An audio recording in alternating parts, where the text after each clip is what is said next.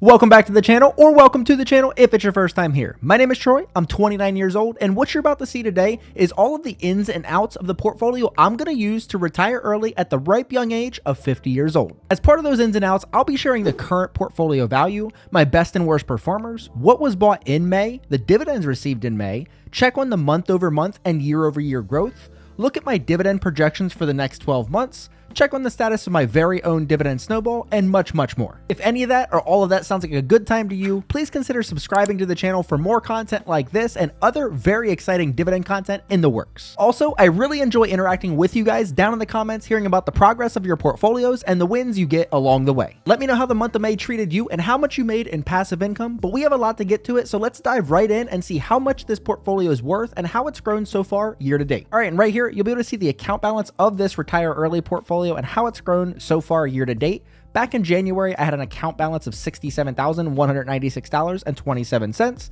Last month in April, that was $69,888.77. And then now, concluding May, my account balance was sitting at $73,505.97. I did want to draw attention to the April to May comparison because last month, in the last month recap, from March to April was a very bad month. I think my account balance actually went down. So we had a very good rebound into May of this month, which you always like to see.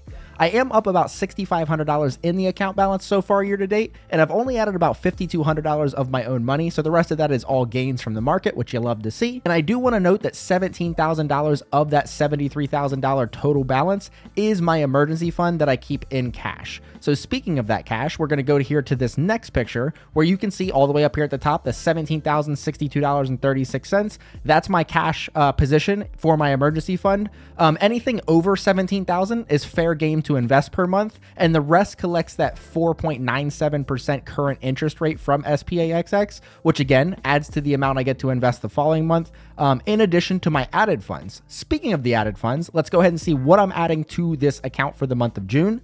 So up here at the top, you guys can see this first screenshot of $833.34 was added for the beginning of June. That'll be available in the account on Monday. Pretty sure that's going to be the day you guys are watching the video.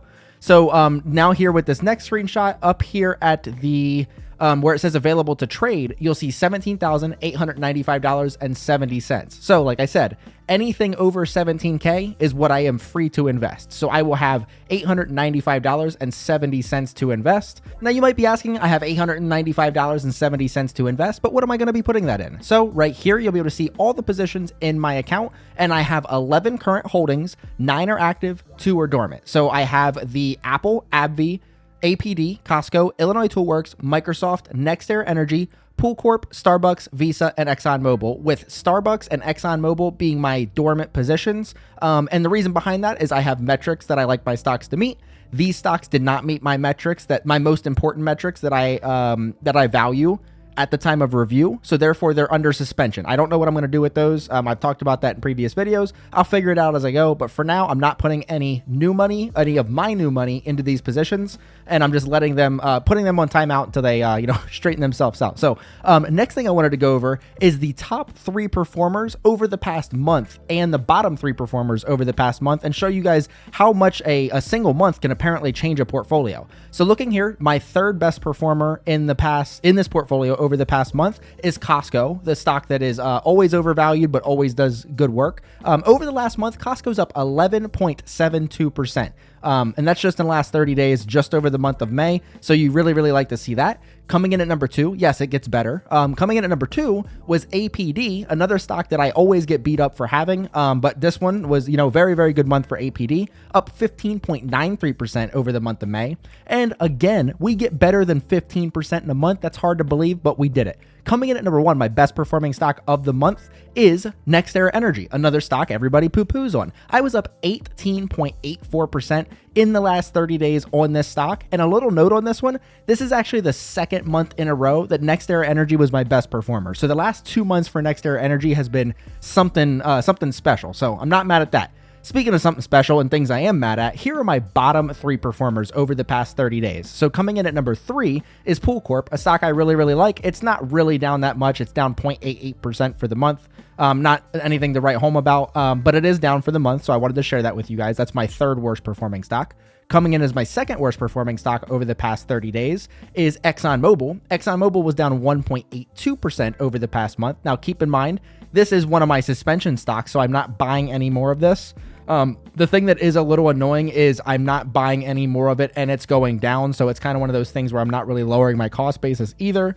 I don't know. Like I said, I'm still working through the kinks on it. We'll figure it out as we go. But that is my second worst performing stock of the month. And coming in at number one, my worst performing stock of the month, many of you can probably guess, it's Starbucks, my other stock I'm not buying any of. That's down 8.77% in a single month, which is pretty impressive. So right here, that big drop on the left, you guys can see that was actually earnings. So they dropped a lot during earnings and they've slowly started rebounding, but not enough to make up for that big drop. So like I said, down 8.77%. So next, what I wanted to do is I actually wanted to share the overall winners of the portfolio since I've held the positions. So right here, you'll be able to see my top three positions. So coming in at number one, my best performer is actually my newest position. That's Costco, up 49.56% or $2,043.86. Coming in as my second best performer is ExxonMobil. That's up 38.62% or $1,346.63.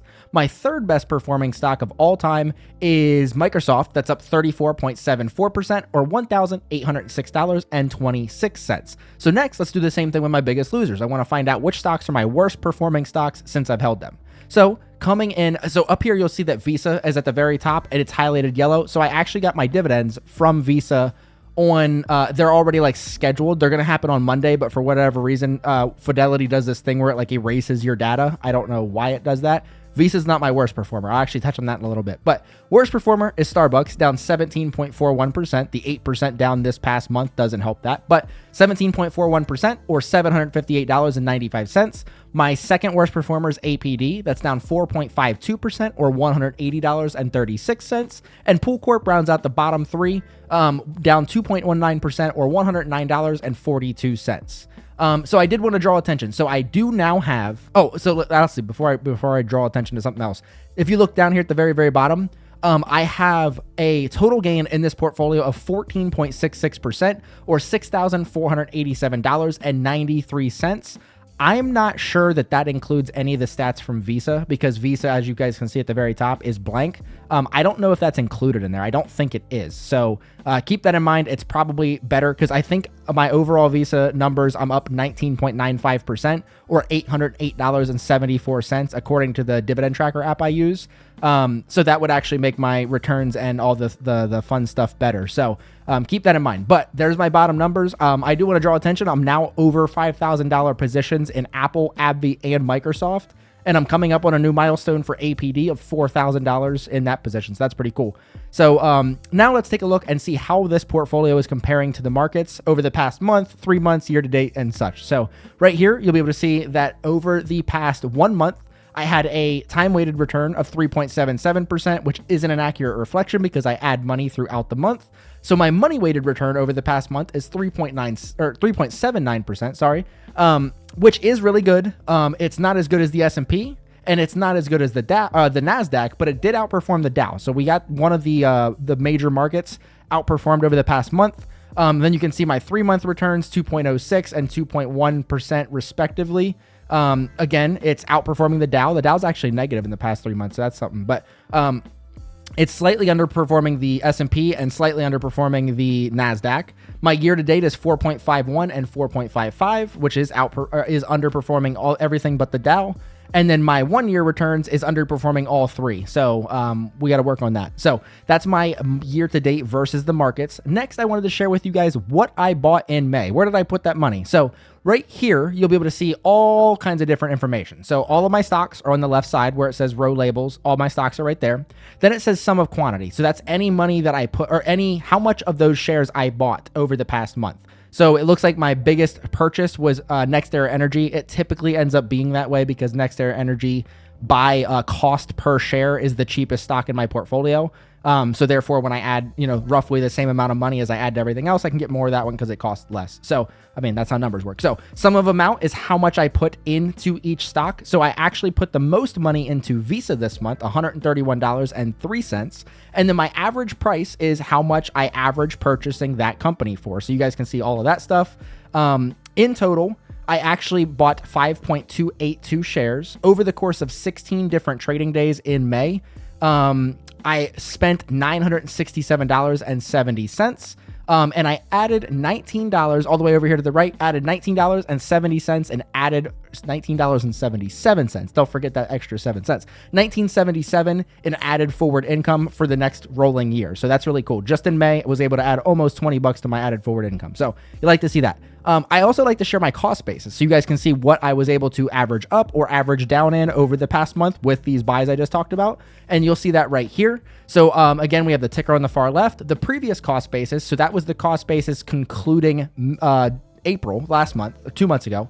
And then the new cost basis is what it was concluding May. So you guys can see if it's a red box in the difference, that means my cost basis went up, which is not preferred, but I want to own more stock or more shares of the companies. The only way you can do that's to buy it. And versus waiting for another big drop in Apple or any of the other ones that are in red, I just buy them as I go. And I figure over the long haul, I'm going to get a really good deal. And somebody's going to ask me 20, 30 years from now, like, how'd you get Apple at $170 a share? Like, that's ridiculous, whatever. So it'll be really cool years from now. I don't really care about the small increases or decreases in cost basis. I just like to track it. I think it's fun. So on the flip side, the green boxes are really good. So APD, cost basis went down. Pool Corp, cost basis went down.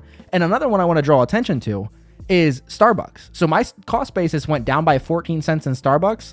I didn't add any of my own money to Starbucks. So that's a little plot twist. I did have a dividend come in from Starbucks. I reinvest those dividends. That lowered my cost basis, which is even cooler. So I'm not lowering my cost basis. I'm not putting any more money because it doesn't meet my metrics, but it is reinvesting and lowering its cost basis for me. So I think that's pretty cool. Overall, down in 3 positions, which is good. Again, down in this case is good. I'm up in 7 positions. In this case, up is bad. And yeah, like I said, Starbucks was the only one that I didn't actually put my own money in. That was just dripping, which lowered my cost basis by 14 cents. So you gotta love that.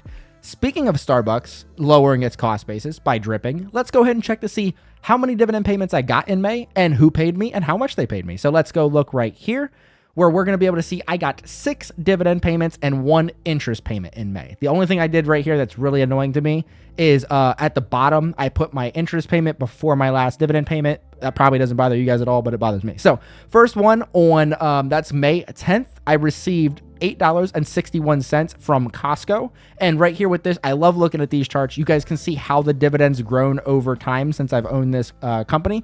So obviously the 99.11 is an outlier. That's the special dividend. It'd be nice if I was getting a 99.11 from Costco every time. But good news is Costco does regularly pay out special dividends. So that might be a thing that sticks around, somewhat frequently. I should be getting special dividends from them, I don't know, yearly or every other year or whatever. But either way, not complaining about it. My overall dividend went from 563, 624, 715 to 861. So you guys can see that going. You guys can see the number of shares I'm getting dripped, which obviously isn't much, but that's, quote unquote free shares. So you love to see that. So the next dividend payment was on May 13th. I got $23.87 from APD. And again, we got the same chart.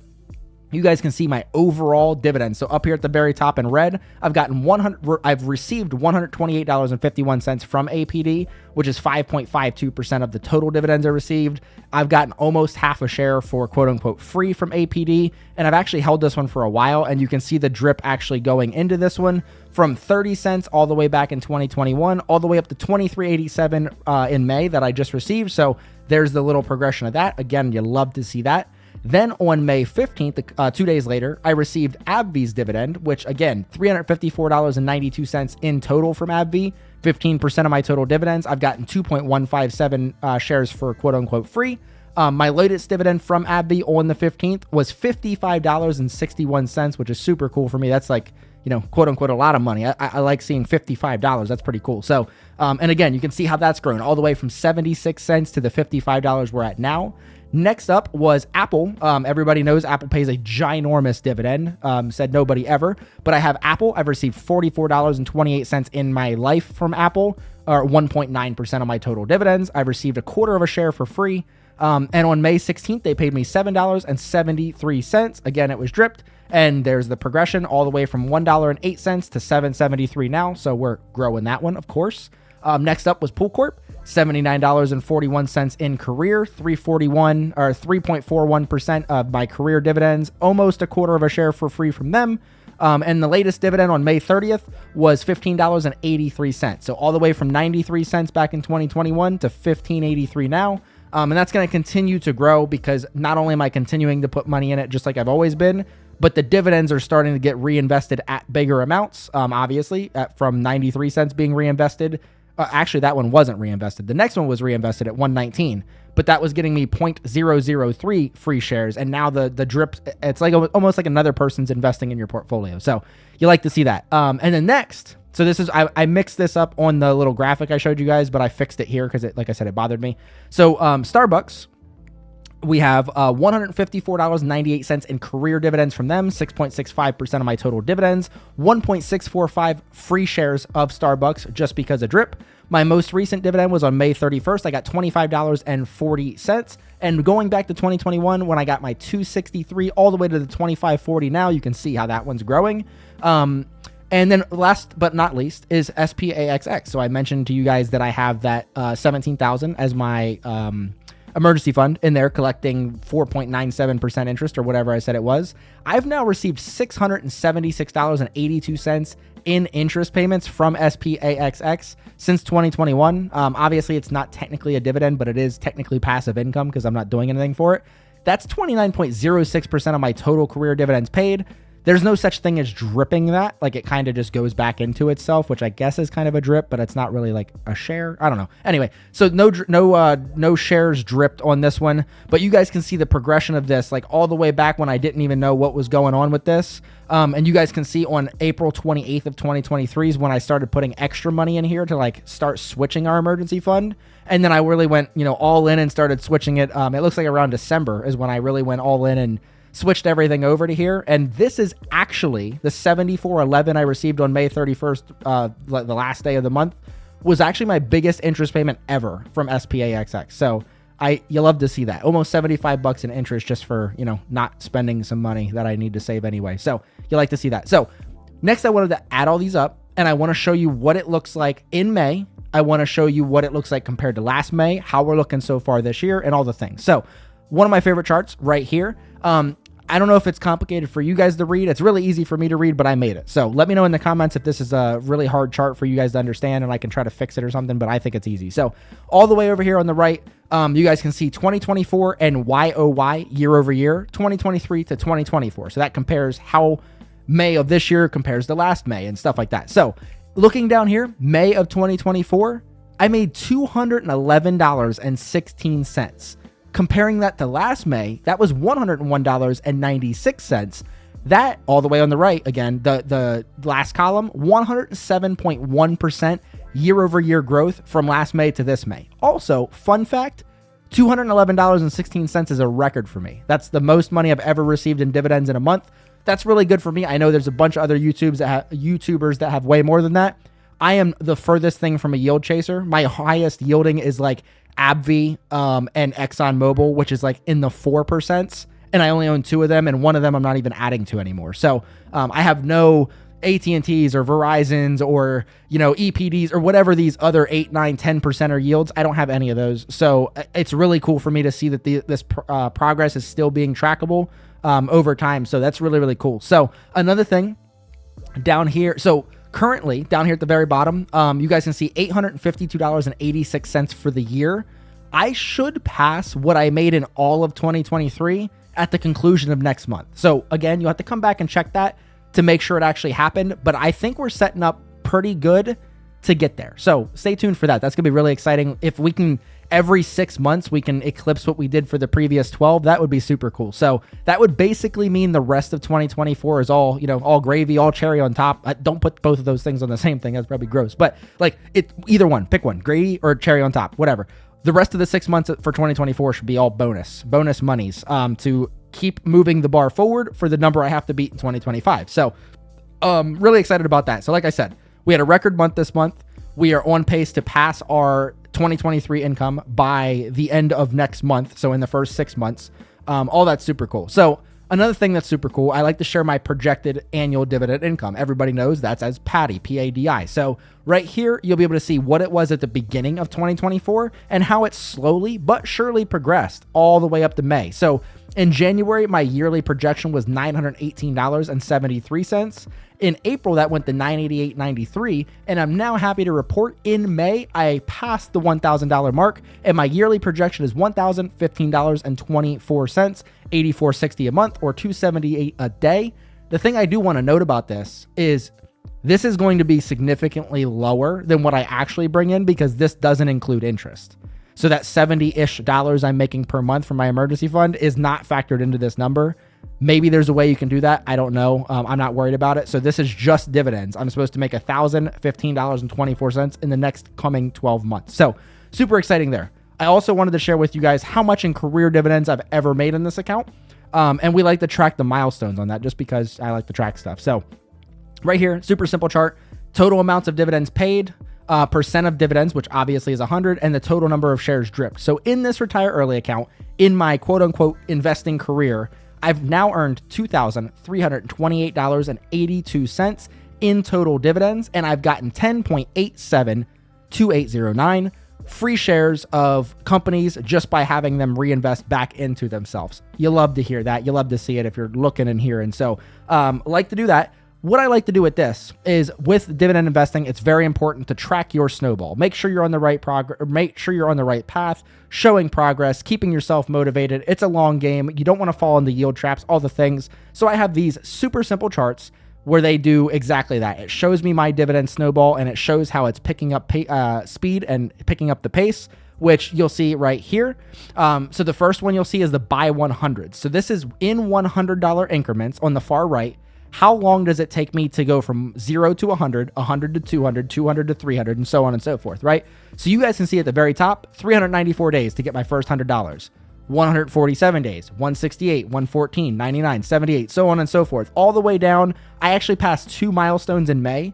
I went from 2,100 on April 30th to 2,200 on May 15th, and from 2,200 to 2,300 on May 31st. So like literally it's being like 14, 15, 16 days, somewhere around there is like the normal range now. It's basically twice a month I'm passing another 2 milestones. So that's super cool. So I did the same thing, but bigger milestones. That way it's less obtainable, quote unquote. And also because my dividend snowball is now moving faster, so I can do bigger gaps, right? Like I don't need to check on it so often. I can check on it after big gaps. So here's the 250. So buy 250s. Again, far right, you can see 250, 500, 750, 1,000. You guys can read. So it took me 626 days to make my first $250, 296, 169, 91, 82, all the way down $64 to pass my last $250. So this isn't going to be completely linear because there's higher months and lower months. I don't chase yield, so it's not like add a bunch of money to TSLY and, watch my numbers go crazy, whatever, while losing appreciation. I digress. But so like, I just do all this. I keep investing in the same stuff I'm investing in and hit the milestones as I hit them, all while buying good companies that I want to buy. So 64 days to go from 2,000 to 2,250. I'm willing to guess that it'll be way less than 64 days to go from 2,250 to 2,500. Just my suspicion. We'll see if I'm right. So, and I have, again, same 2 charts. These last one will be really quick. So by 500s, same thing, 500, 1,000, 1,500, 2,000. You guys can clearly see how that's gone down and super quick. It's taking me a lot less time to get to each one. And then on here's the $1,000 one, 1,000, 2,000, 1,182 days for the first 1,000, 216 days for the second 1,000. So you got to love to see that.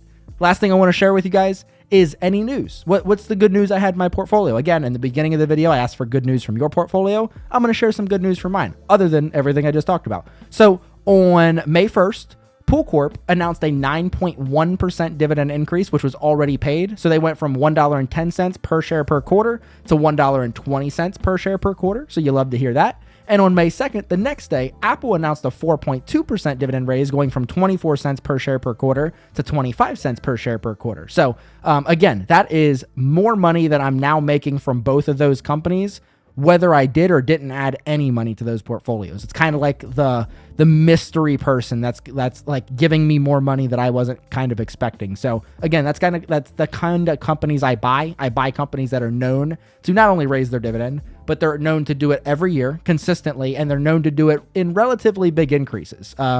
I mean, obviously going from 24 cents to 25 cents doesn't sound like a lot because it's not. That's still 4.2%, which is a bigger raise than most of us get at work. And with Pool Corp, 9.1%, we don't get that at work hardly ever. So I got 9.1% from Pool and 4.2% from Apple. I don't work for either one of them. So that's always nice to see. And with that, I want to thank you guys for watching. And I also want to hear from you down in the comments. I want two things from you guys. One, I want to know if there's anything I don't include in these videos that you would like me to include. And two, don't forget to let me know how you did in May. I want to know if your portfolio was up or down. I want to know how much you made in passive income. And I want to know anything else you want to share in the comments. So let me know down below. And the last thing before we go, if you happen to miss my last video where I talk about 5 dividend stocks that you need to know about before the upcoming week, make sure you check that out right here. But until next time, see you.